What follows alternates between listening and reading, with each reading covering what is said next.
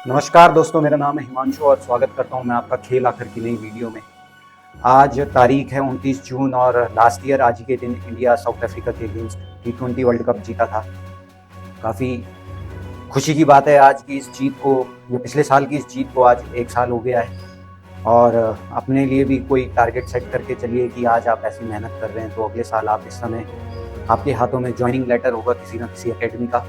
ऐसे टारगेट बना के चलो तो लाइफ काफ़ी और मीनिंगफुल हो जाती है। आज की इस वीडियो में हम करेंगे PYQs regarding ratio and proportion from CDS। पिछले 7 साल के जितने भी रेशियो एंड प्रपोर्शन के रिगार्डिंग PYQs हैं वो मैं इस वीडियो में सॉल्व कराऊंगा, बिल्कुल शॉर्ट टिप्स एंड ट्रिक्स के साथ।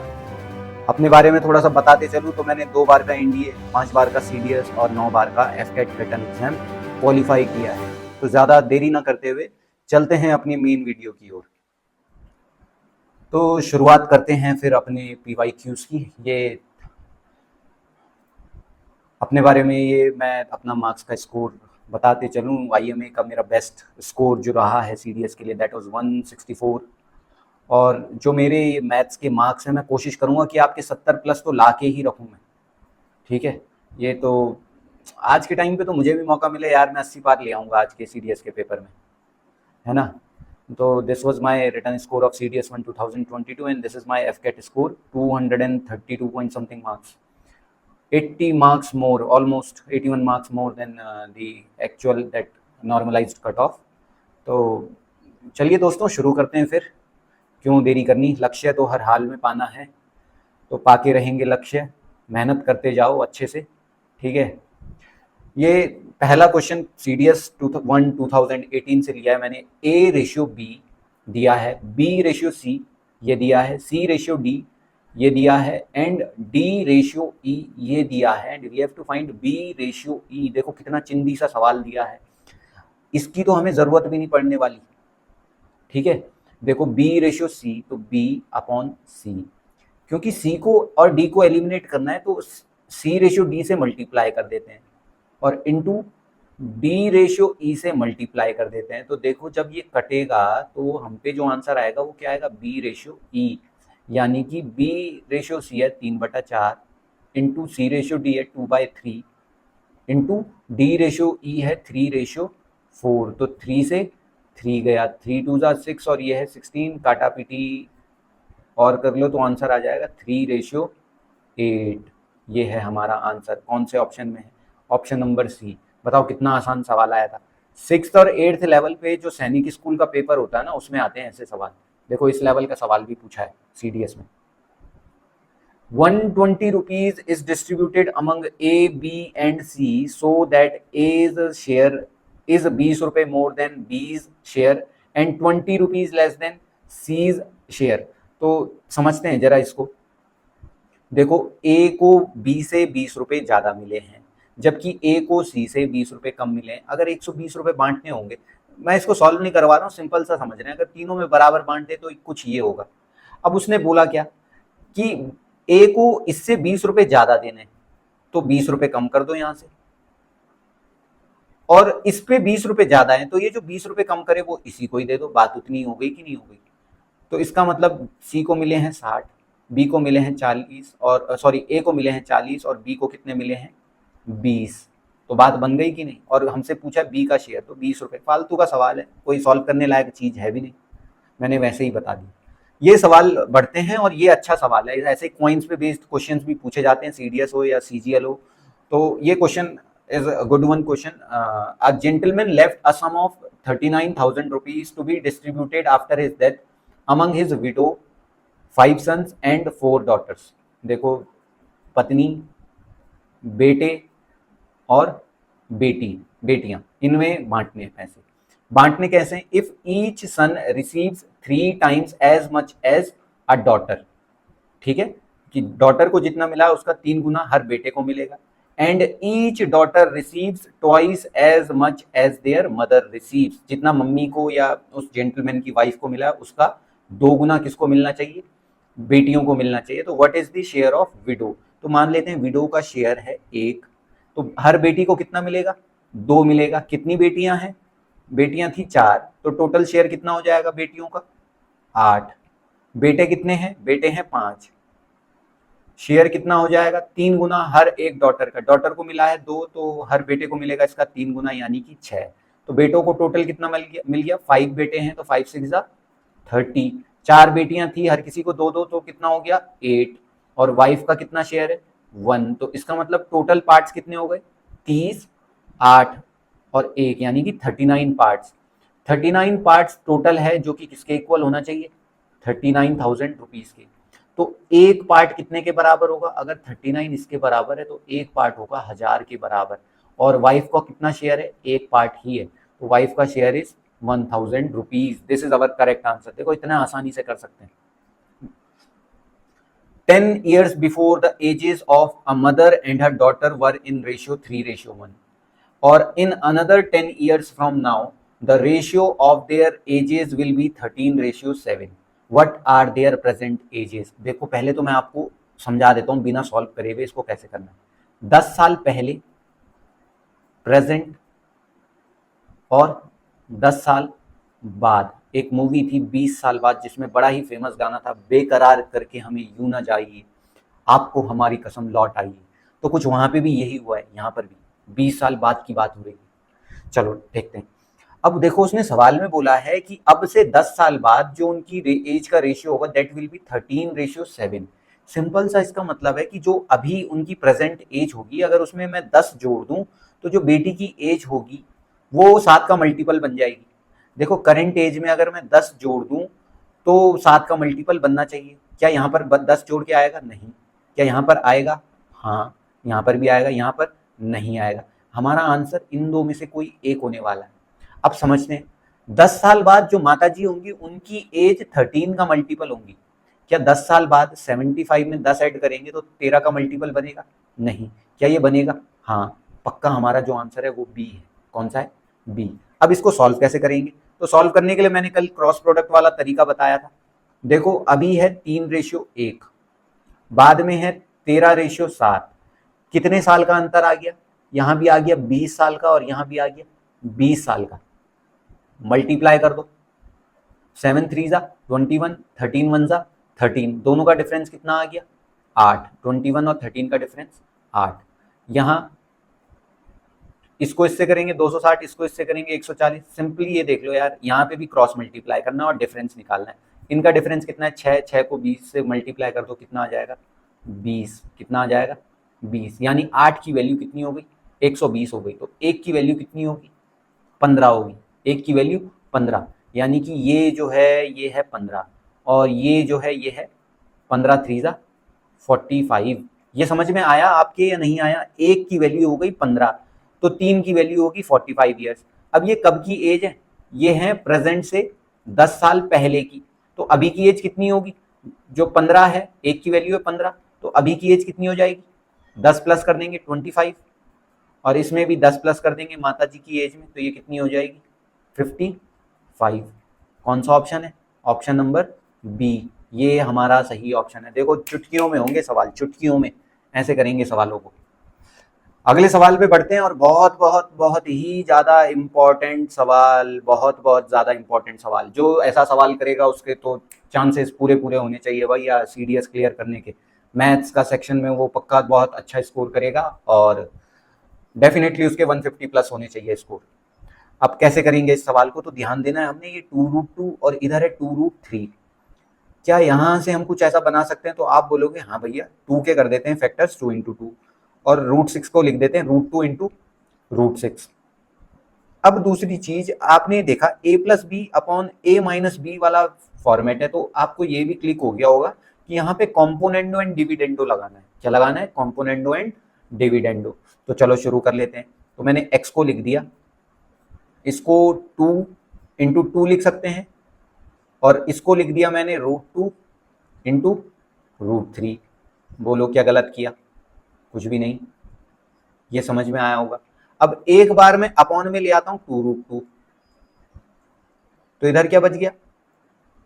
2√3। और कॉम्पोनेंडो डिविडेंडो का मतलब है कि a/b को लिख देंगे a+b/a-b,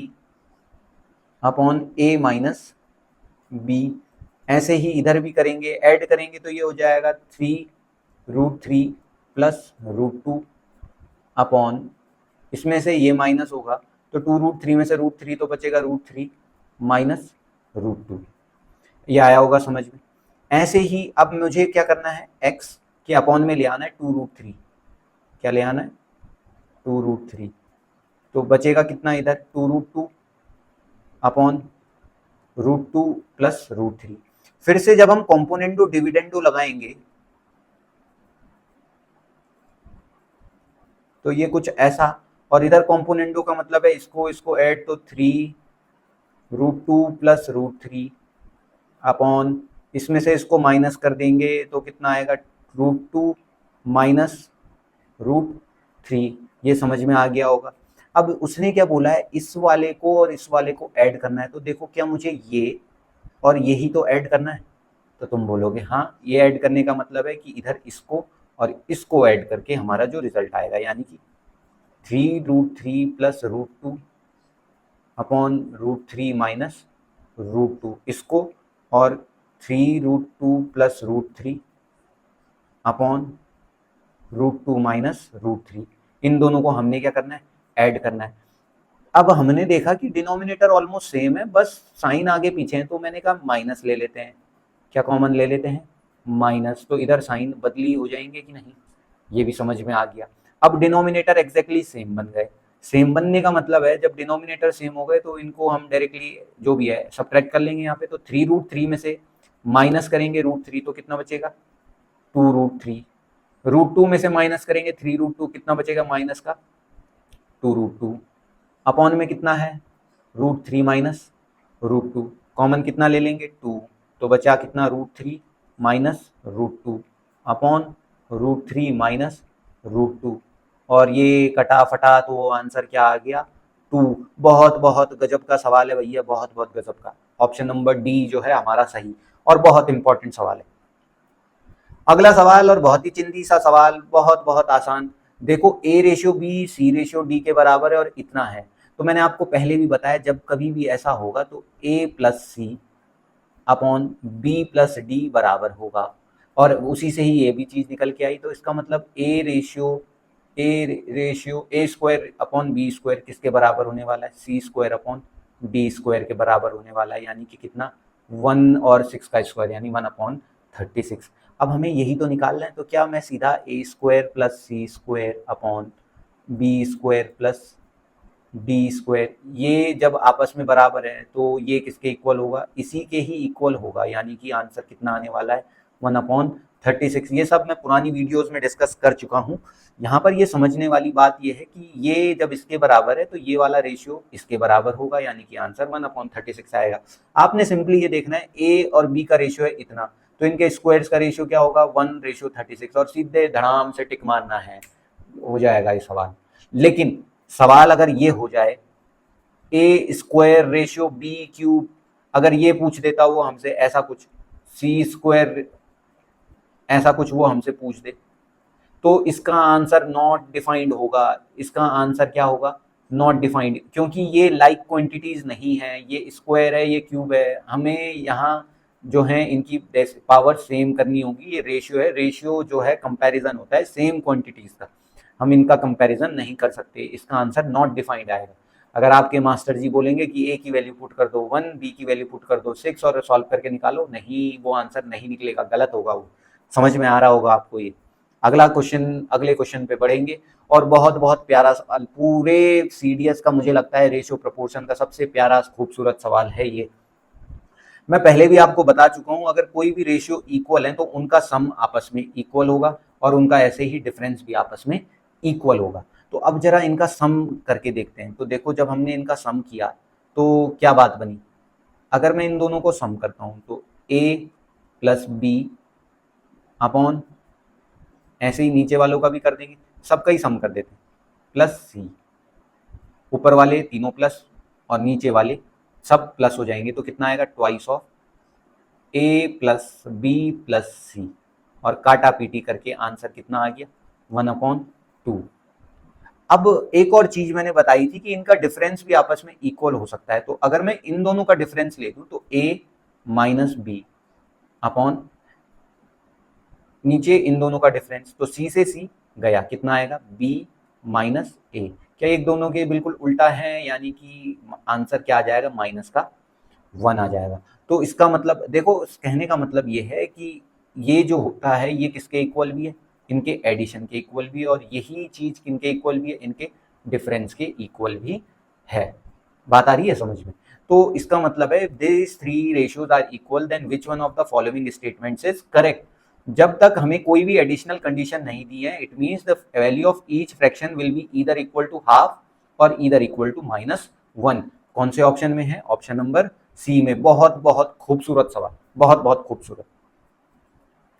नेक्स्ट क्वेश्चन बहुत ही खूबसूरत, और कैसे करेंगे इस सवाल को, तो अगर आप थोड़ा ध्यान दें, ए और बी प्लस हो रहे हैं इधर, और इधर माइनस हो रहे हैं, तो मैंने लिख दिया 4a प्लस 7b, और इस वाले को मैं इधर डिनोमिनेटर में ले आया, तो हो गया 4a माइनस 7b, और इधर 4c प्लस 7d था, और ये इधर मल्टीप्लाई में, इसको इधर डिवाइड में ले आए, तो 4c माइनस 7d हो गया।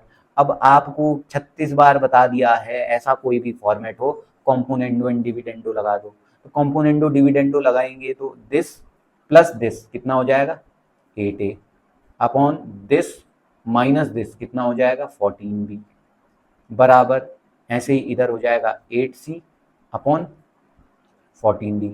14 से 14 कैंसिल, 8 से 8 कैंसिल, तो answer is a upon B बराबर है c अपॉन डी के। कौन सा ऑप्शन में है, ऑप्शन नंबर ए में, यही हमारा सही ऑप्शन है।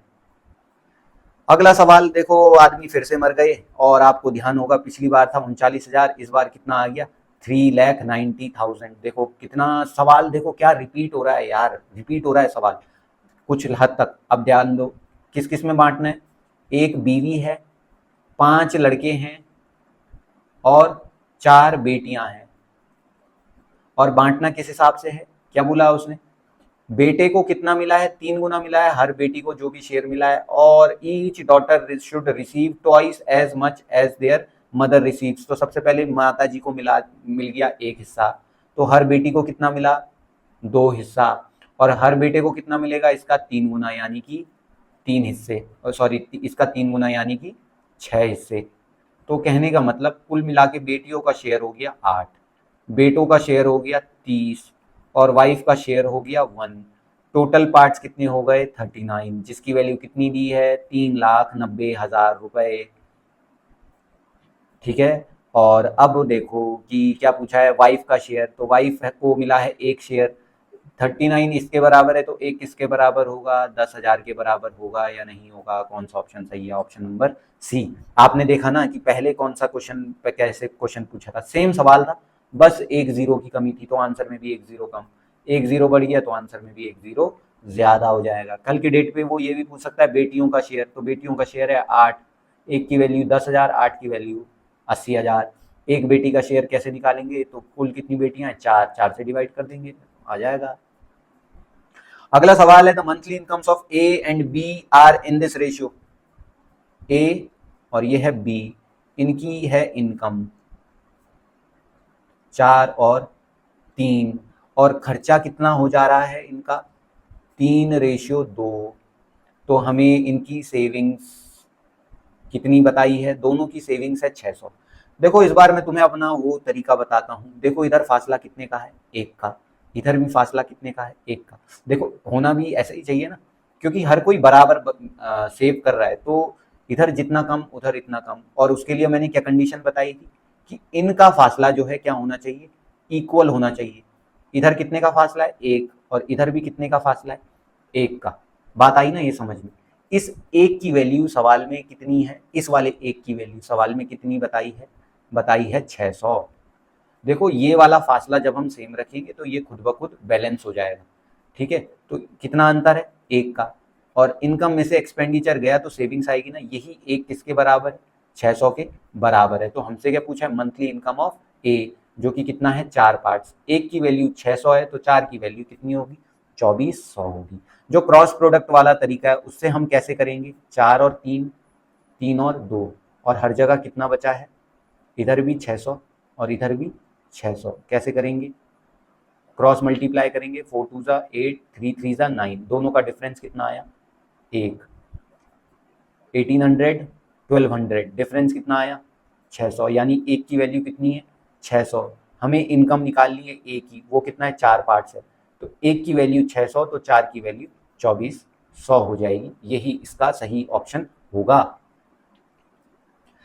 ट्रेन फेयर और बस फेयर बिटवीन दो स्टेशन इज 3:4, यानी एक है ट्रेन का किराया और दूसरा है बस का किराया। पहले था 3:4 में, उसके बाद क्या हुआ? ट्रेन का फेयर बढ़ गया 20%। 20% बढ़ने का मतलब है कि पहले के मुकाबले 20% ज्यादा, तो पहले अगर 100% था तो अब हो जाएगा 120%। बस का किराया 30% बढ़ गया, पहले जो भी 100% था अब वो हो गया 130%। अब उसने क्या बोला? What is the ratio between revised train का फेयर अब वाला और बस का फेयर अब वाला। तो देखो अब वाला कितना होगा? पहले के मुकाबले 20% बढ़ने का मतलब है 120% ऑफ 3, मैंने परसेंट इधर लिख दिया, कुछ चलेगा तुम्हें। बस का किराया पहले के मुकाबले 130% ऑफ 4, चलेगा ना तुम्हें? परसेंट से परसेंट उड़ा दो, जीरो से जीरो उड़ा दो, 4 3 ज़ा 12, तो 3 3 ज़ा 9 और ये है 13। कौन सा ऑप्शन सही है? 9/13, ए ऑप्शन सही है। ऐसे करोगे भाई, ऐसे करोगे सवाल मेरे साथ चुटकियों में। अब ये समझते हैं एक्स वेरीज वाई जेड, मतलब कि ये डायरेक्ट प्रपोर्शन की बात कर रहा है। अभी एक्स कुछ ऐसे वेरी कर रहा है, तो हमें y का पूछा है, वो भी इनवर्सली, तो y वेरीज इसके अपॉन में चले जाएगा ऐसे। तो y जो है वो है x के डायरेक्टली प्रोपोर्शनल है और इनवर्सली है z की। या ये बोले क्या यहाँ पे ऐसा कोई ऑप्शन है? नहीं है। अब समझना है, यानी कि x किसके डायरेक्टली प्रोपोर्शनल है? इस पूरे के डायरेक्टली प्रोपोर्शनल है, सॉरी y किसके डायरेक्टली प्रोपोर्शनल है? x अपॉन z के। तो हमसे पूछा है इनवर्सली, तो इनवर्सली किसके होगा?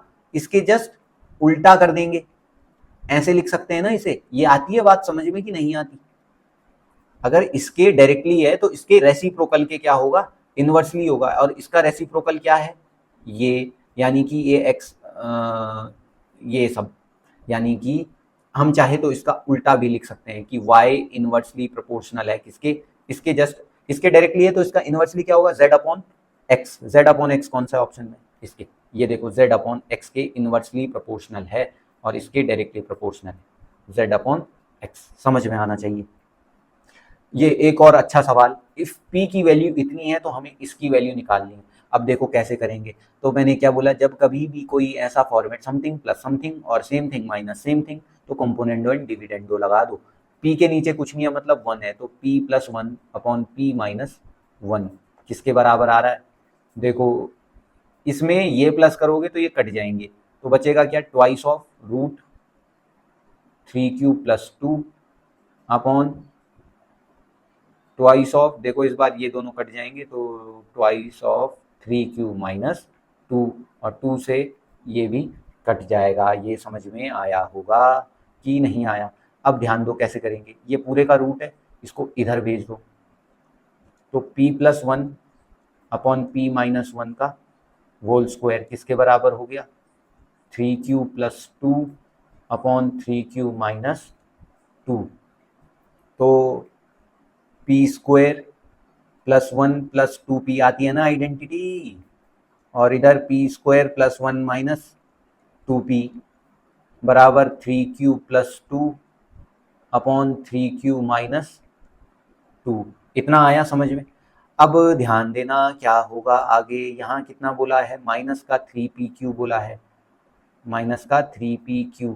देखो फिर से कॉम्पोनेंटो डिविडेंडो लगा दो, इसको एक पार्ट बना दो और ये दूसरा पार्ट, तो जब ऊपर ले जाएंगे तो twice of p square plus 1 और 2p से 2p गया, और नीचे आएगा कितना? देखो ये प्लस ये और ये माइनस ये माइनस होगा इस बार, तो इससे ये गया, कितना बचेगा? 2p और 2p 4p बचेगा। और इधर करेंगे तो कितना आएगा? 6q अपॉन 4, तो 4 से 4 गया। ये आया होगा आपके समझ में इतना। और इधर 2 3 जा, तो कितना आ गया? p स्क्वायर प्लस 1 बराबर 3q यही आया। और फिर उसके बाद P square minus 3q plus 1 बराबर 0। अब हमसे कितना बोला उसने, प्लस का 2, तो पी स्क्वायर माइनस 3q, और अगर मैं इसमें एक प्लस और कर दूं तो ये बन जाएगा इतना, लेकिन बैलेंस करने के लिए मुझे इधर भी क्या करना होगा, एक ऐड करना होगा, तो मैंने इधर एक ऐड कर दिया, तो आंसर कितना आएगा, 1 आएगा, ऑप्शन नंबर बी। लेकिन दिक्कत क्या है, यहाँ है 3pq, इसको एक्सपेंड करेंगे ये आएगा, इधर ये आएगा, कंपोनेंडो डिविडेंडो लगाया तो दिस, और 4p, और इधर देखो 6q, और इधर 4, 4 से 4 गया। अच्छा ये p भी है ना, ये p को इधर मल्टीप्लाई कर देंगे, pq हो जाएगा ये, ठीक है, ये pq हो जाएगा, ये जो अपॉन का p है ये इधर मल्टीप्लाई, ये pq, ठीक है। हमारा आंसर कितना आएगा, 1 आएगा। नहीं, यूपीएससी गलत नहीं है, हम गलत थे, मैंने एरर यहाँ पे ये p भूल गया मैं, ठीक है, तो 1 आंसर आएगा। क्वेश्चन नंबर 28 और बहुत ही अच्छा सवाल, ए बी और सी के इनकम्स हैं, incomes of A B C, income कितनी है, 7, 9 और 12, और एक्सपेंडिचर कितना है, 8, 9 और 15, और उसने बोला है ए की सेविंग जो है वो है 1/4 ऑफ हिज इनकम। देखो जब तक ये चीज बैलेंस्ड ना हो हम नहीं कर सकते इसको सॉल्व। इनकम में से एक्सपेंडिचर जा करके 1/4 पार्ट बच रहा है। देखो सबसे ऐसे सवालों को कैसे करेंगे, पहले इन दोनों को सेम कर दो, इन दोनों को क्या कर दो, सेम कर दो। देखो इनकम अगर 4 में से एक हिस्सा है तो एक्सपेंडिचर 3 होंगे कि नहीं होंगे, समझने वाली बात है। इस पूरे को किससे मल्टीप्लाई कर दो, 8 से, और इस पूरे को किससे मल्टीप्लाई कर दो, 7 से, तो ये बराबर हो जाएंगे, ये क्या हो जाएंगे, बराबर। उसके बाद क्या कर दो, इस पूरे को 4 से, 4 में से कितने हिस्से बच रहे हैं सेविंग्स का, एक हिस्सा, और एक्सपेंडिचर कितना हो रहा है, 3 हिस्सा। ये समझ में आना बहुत बहुत जरूरी है, पहले इसको बैलेंस कर दो और उसके बाद ये 4 हिस्सा और ये उसका 3 हिस्सा, तब जाके सेविंग्स निकल जाएगी। तो हमें क्या बोला है, रेशियो ऑफ देयर सेविंग्स, हमें उनकी सेविंग्स का ही रेशियो पूछा है। तो 7 8 जा 56, और 56 को 4 से मल्टीप्लाई किया है, और यहाँ 8 7 जा 56, और 56 को 3 से मल्टीप्लाई किया है। तो जब इन दोनों को आप माइनस करोगे तो देखो 56 इंटू 4 और 56 इंटू 3 को माइनस करके कितना बचेगा, 56 ही बचेगा। कौन से ऑप्शन में है, सिर्फ और सिर्फ एक ही ऑप्शन में, बस यहीं पे खेल खलास हो गया, यही सही आंसर है, आगे सॉल्व करने की जरूरत नहीं है, बस यहीं पर ही सवाल सॉल्व हो गया।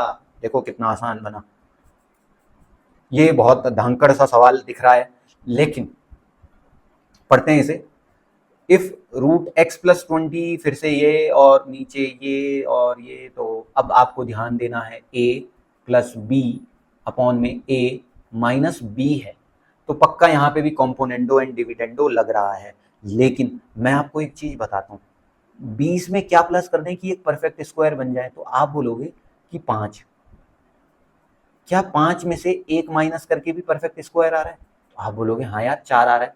अब देखते हैं, 5 प्लस 20 25, 25 का रूट 5, प्लस 5 में से एक गया 4, 4 का रूट 2, 5 और 2 7, बात बन गई भाई।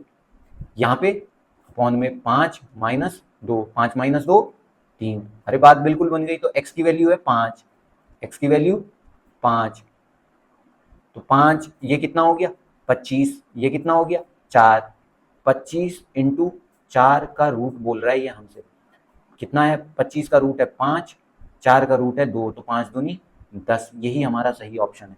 आया होगा ये समझ में। और जो नहीं समझ सकते हैं ऐसे कॉम्पोनेंडो एंड डिविडेंडो से समझा देते हैं। देखो a plus B upon A minus B बराबर दिस है, तो इसको और इसको ऐड कर दो, तो आपको न्यूमरेटर में क्या बचेगा, इन दोनों को सब्ट्रैक्ट कर दो, तो न्यूमरेटर में क्या बचेगा, ऐसे ही इधर 7 और 3 10, और 7 में से 3 गए 4, 2 से 2 उड़ा दिए, ये अंडर रूट को इधर भेज दो, तो x plus 20 upon x minus 1 बराबर इधर कितना हो गया, स्क्वायर कर देंगे तो 25 अपॉन 4। ये भी समझ में आया होगा कि नहीं आया। अब फिर से कॉम्पोनेंटो डिविडेंडो लगा दो, तो इधर कितना बचेगा, 2x प्लस 19 और नीचे इसमें से ये माइनस होगा तो बचेगा 21 बराबर, लंबा हो रहा है ना ऐसे में। अब देखो क्रॉस मल्टीप्लाई करेंगे,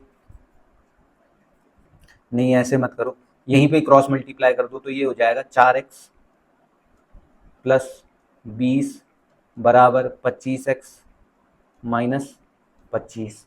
माइनस 25 को इधर भेजेंगे तो 105 और 4x को इधर भेजेंगे तो 21x। x की वैल्यू कितनी आ जाएगी 5। देखो जो हमने यहाँ किया, जब x की वैल्यू 5 आई तो ये हो गया 25, ये हो गया 4 और फिर से सब कुछ सेम करके आंसर क्या आ जाएगा 10। आपको जैसा सही लगे, बस मैंने तो यहाँ पे थोड़ा सा दिमाग लगाया कि यार कौन सा नंबर ऐड कर सकते हैं कि इससे रूट बन रहा हो। वैसे तो 16 भी हो सकता था लेकिन मैंने नियरेस्ट देखा, 20 में 5 ऐड करके और इधर भी 5 माइनस करके रूट बन गए थे, तो सॉल्व करके ये आ गया आंसर मेरा ज़्यादा आसानी से। अब बढ़ते हैं अगले सवाल पर। a बराबर है 3b के, 4b बराबर है 5c के, 6c बराबर है 7d के, and we have to find out this. तो बड़ी दिक्कत वाली बात यह है कि ये बराबर नहीं है, तो इनको बराबर कर लेते हैं पहले। a ratio b ratio c और c ratio d। a ratio b कितना हो जाएगा 3 रेशियो 1, b रेशियो c कितना हो जाएगा 5 रेशियो 4 और c रेशियो d 7 रेशियो 6। तो a ratio b ratio c ratio d। अब देखो a का कोई साथी नहीं है तो सीधे नीचे आ जाओ जहां से दिख रहा है। 3 5 जा 15, 7 जा 105। b का ये साथी है और उसके बाद कोई नहीं है तो सीधे नीचे आ जाओ ऐसे। तो 1 5 जा 5, 7 जा 35, c सीध फिर ऐसे 4 7 जा 28 और d का कोई साथी नहीं है, सीधे नीचे इधर सीधे नीचे 24। तो a की वैल्यू कितनी हो गई 105 और d की वैल्यू कितनी हो गई 24। हमसे d प्लस a पूछा है, कितना हो गया, दोनों को ऐड कर दो 129। d माइनस a कितना हो गया, तो इसमें से जब हम 25 माइनस करेंगे तो आएगा 80 और 24 माइनस करने पे 81, इतना आया। अब दोनों के दोनों 3 से कट रहे हैं। अच्छा 81 नहीं, माइनस का 81 आएगा है क्योंकि d माइनस ए कर रहे हैं, तो इतना और ऊपर 43, तो -43/27 ये ही है सही option, -43/27। If A, B, C, D, E and F satisfy this relationship, then we have to find out the value of A plus B upon this। तो देखो ये वाला सवाल हम कैसे करेंगे, जब ये सब इक्वल हैं तो इनको मान लेते हैं ये किसके इक्वल है, इन सभी का एलसीएम ले दो यार। इन 2 3 6 9 12 और 18 का एलसीएम कितना आया 36, मान लो 36 के बराबर है। तो 2A अगर 36 के बराबर है तो A की वैल्यू कितनी हो गई 18, B की वैल्यू इस हिसाब से कितनी हो जाएगी 12, सी की वैल्यू कितनी हो जाएगी 6, सी की वैल्यू 6, डी की वैल्यू कितनी हो जाएगी 4, ई की वैल्यू 3, एफ की वैल्यू 2। अब वो हमसे क्या बोल रहा है ए प्लस बी यानी कि this plus this 30 upon C D E F का सम, तो 6 और 4 10, 3 13 और 2 15। काटा पीटी करेंगे तो आएगा 2, ऑप्शन नंबर बी चुटकियों में हुआ सॉल्व। अगला सवाल और बढ़िया बना देगा इन्होंने, और इसको अब किसके बराबर मानोगे, अगर आप फिर से एलसीएम लेने का सोच रहे हो तो देखो इस बार फ्रैक्शन वाला सीन है। इस बार मान लो किसके बराबर है 1 के बराबर है, किसके 1 के, तो 18। ए की वैल्यू कितनी है यहाँ से 3/2, तो 3 और अपॉन का 2 ऊपर, ए का स्क्वायर यानी 3/2 9/4 प्लस सी का स्क्वायर, देखो सी की वैल्यू कितनी होगी 4/3, 4/3 का स्क्वायर 16/9 प्लस प्लस नहीं है माइनस बी का स्क्वायर, तो बी का स्क्वायर कितना होगा, बी की वैल्यू कितनी है पहले 5/4 और इसका स्क्वायर यानी कि 25/16।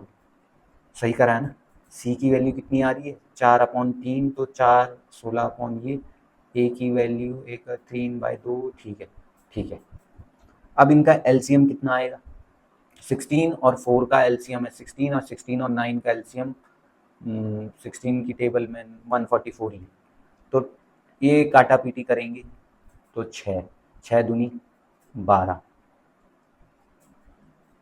एलसीएम आया 144, इसको किससे मल्टीप्लाई करेंगे 144 बनाने के लिए? 336 है, ऊपर भी 36 है, तो 36 नाइन ज़ा कितना होता है 324, प्लस इसको करेंगे 16 से मल्टीप्लाई, ऊपर भी 16 से तो 256, माइनस इसको करेंगे 9 से तो ऊपर भी करेंगे 9 से तो 225, इन दोनों को ऐड करेंगे तो 200 और 300 500 और 24 और ये है 56, यानी कि 580 में से 225 गए, हाँ बाहर है 12 का मल्टीपल, तो 580 में से अगर 200 गए तो बचेगा 300, 80 में से 20 गए तो बचेगा 60 और 5 और गए तो 55, यानी कि 355 और बाहर है 12। कोई भी ऐसा है? कोई नहीं है क्या ऐसा? अच्छा, और अपॉन में क्या है?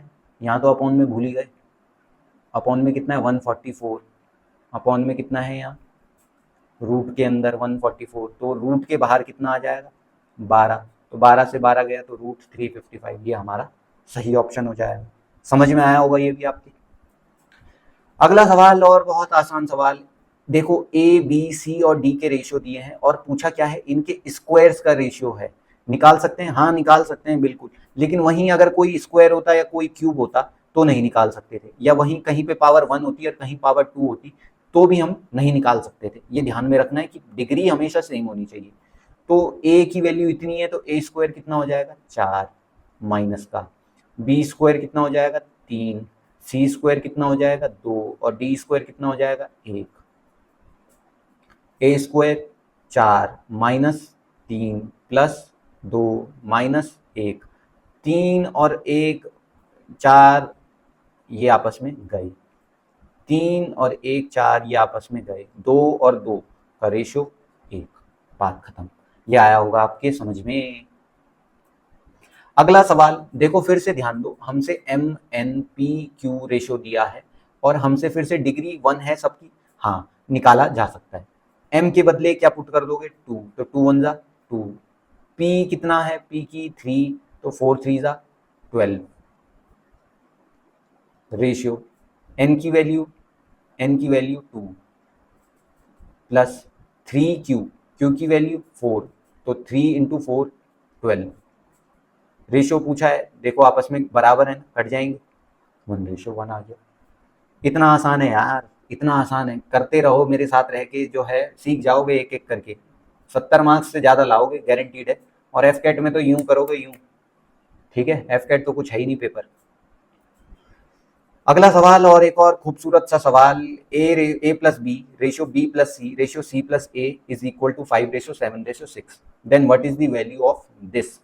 तो देखो अगर A plus B B plus C और सी प्लस ए का इतना रेशियो है तो क्या मैं यहाँ से इनका टोटल निकाल सकता हूँ? तो तुम बोलोगे हाँ, तो जब मैं इन तीनों को ऐड कर दूंगा तो मेरे पास आएगा twice of A plus B plus C, जो कि किसके बराबर होगा, इधर कितना आ गया ये इनका सम 18, तो ए प्लस बी प्लस सी कितना हो गया 9 हो गया। अब ए प्लस बी की वैल्यू कितनी है 5 है, ए प्लस बी की वैल्यू 5 है, तो सी कितना आ जाएगा यहाँ से, देखो ये सब 9 के बराबर है तो सी आ गया 4। बी प्लस सी की वैल्यू कितनी है 7 है और इन सब का सम 9, तो ए की वैल्यू कितनी आ गई यहाँ से 2। ए प्लस सी की वैल्यू है 6, तो बी की वैल्यू कितनी आ गई यहाँ से 3। अब बोला क्या है ए और सी में से बी माइनस करना है, 6 माइनस 3 यानी कि 3, ए और बी 5 में से 4 माइनस करना है यानी कि ए, कौन सा ऑप्शन है सी, बात खत्म हो गई। 9400 रुपए को डिस्ट्रीब्यूट करना है पी क्यू आर में इन सच अ way that ₹93, ₹24 and ₹55 are deducted from their respective shares, then they have money in this ratio P, Q और R का जो रेशियो है that is 3:4:5, then what is the share of P। अब मेरे को यहाँ से ये बात समझ में आई कि P का जो शेयर है वो है 3, यानी कि वो 3 का मल्टीपल होगा और उसमें कितना ज़्यादा है, लेकिन 93 रुपये ज़्यादा है, क्या 93 भी 3 का मल्टीपल है? हाँ, तो इसका मतलब कोई ऐसा आंसर होगा जो 3 का मल्टीपल होगा। क्या ये 3 का मल्टीपल है? है। क्या ये 3 का मल्टीपल है? 7, ये भी है। तो मतलब ऑप्शन से मत करो, ये भी 3 का मल्टीपल है, ये 3 का मल्टीपल नहीं है। ऑप्शन से नहीं कर सकते सवाल को। तो सिंपल सी बात है, जब इतने इतने रुपए घट गए तो टोटल कितने घट गए? 90 और 20 110 और 50 160 और 5 165 और 4 169 और 3 172। इसमें से 172 रुपए घट गए तो कितने बचे होंगे? 172 यानी कि इतने रुपए बचे। और यही रुपए जो हैं वो 3:4:5 में बटे। पी क्यू और आर में यही पैसे कैसे बटे? 3:4:5 यानी कि टोटल पार्ट्स कितने हो गए? 5 और 4 9 और 3 12। 12 पार्ट्स किसके बराबर है?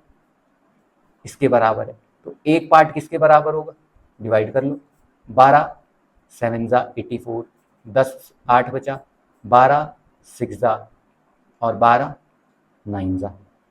एक की वैल्यू इतनी है, तो 3 की वैल्यू कितनी होगी? इसको 3 से मल्टीप्लाई कर देंगे, कितना आएगा? 7 0 और इतना। और इसमें भी कितने रुपए फिर ज्यादा हैं? 93 रुपए ज्यादा हैं, तो कितना आएगा? इतना आ रहा है कि नहीं आ रहा? इतना ही आ रहा है ना। शेयर ऑफ पी, कहीं पे गड़बड़ी हो गई। 9 3 12 7 जा 84, 8 बचा 82, 12 6 जा 72, 10 बचा 12 9 जा 3 9 जा 27, 2 3 6 जा 18, 2 कैरी 20, 2 3 7 जा इतना। What is the share of P